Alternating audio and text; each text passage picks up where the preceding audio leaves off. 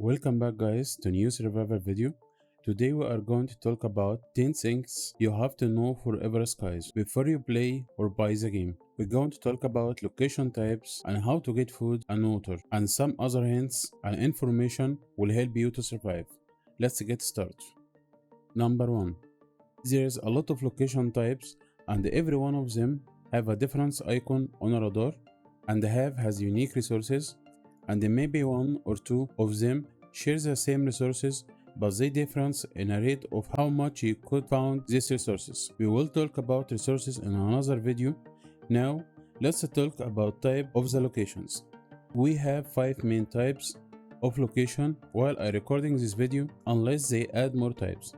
Now let's talk about types in a short way. Location number 1 is the radio towers. The radio towers have 6 types. Communication facility range, this one where you will start the story. Communication hub, communication point, overgrow radio tower, small town, temporary camp. Location type number 2, wind farms. Have 5 types: command center, crash site, high point, rooftops, standard wind farm. The location number 3 is a greenhouse, and the location number 4 is a lift to the underdust, and the location number 5 is underdust. The point number 2, if you found an item and wanted to craft it, you need to scan this item first, then collect it. Then you need to research this item in a research station.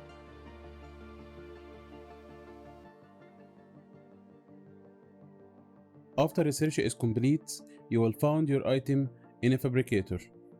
Point number 3. When you land in any location we talked about, I very recommend to search everywhere and at every corner, and even search in a garbage for resources, and don't leave any of these resources behind. Believe me, you will need all these resources sooner or later. Point number 4.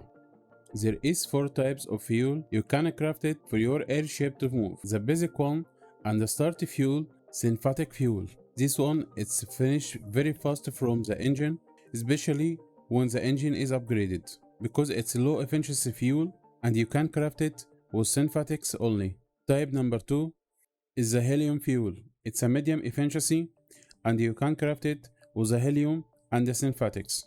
The type number 3 is a biomass fuel. It's a medium efficiency fuel, same as a helium fuel, but you can craft it with a biomass and a clean water. The type number 4, the last one, is the energy crystal fuel. This is the most high efficiency fuel, and every one of this fuel take too long to finish, and you can craft it with the energy crystal and the synthetics. Point number 5. If you found a big red item, go right away for it to scan, because this item, it's a new tool, you will use it in your airship. Point number 6. Always check your food time and effect, because if your food has expired, will convert to rotten food, and the status will tell you what will food do.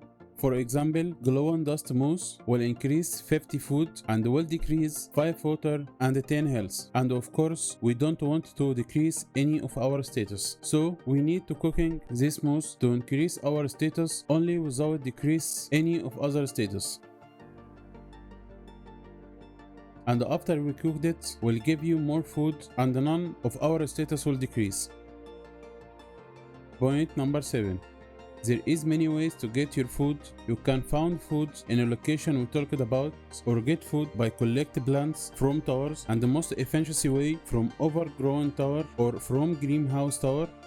You can catch your food, and this is the most efficiency way by catch dust mooses by lure container, and don't forget to cooking your food before you eat it. Point number 8. Now, after we talked about food, let's talk about water. You can get water and drinks from the towers, but you won't get so much water, so the most efficiency way that you collect the dirty water and clean it by filter on airship, or by filter button when you get one in your inventory. and you can collect dirty water by many ways. You can get it from the air by water condenser, but you will need to craft condenser membrane to make it work.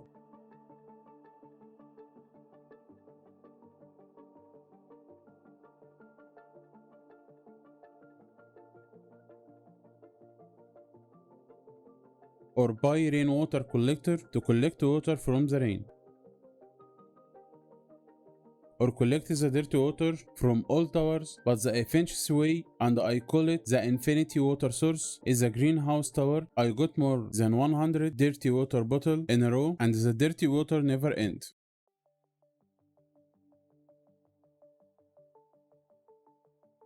Point number 9.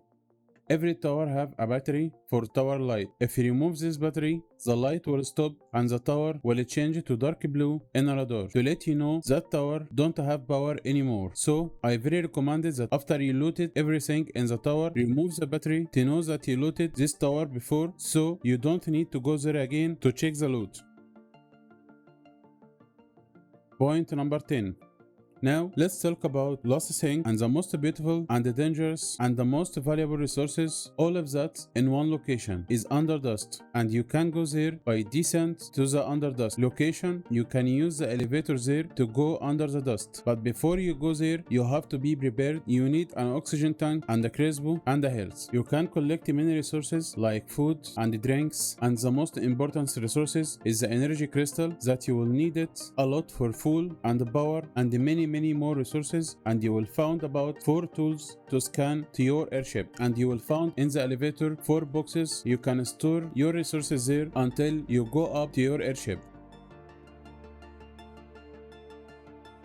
I hope this video was helpful for you. If you have any question, please leave it in the comments and I will happy to help. If you want to hear more about this game, don't miss the subscribe button and ring the bell to survive together. My name is Warrior. Have a nice day and a good game. Bye.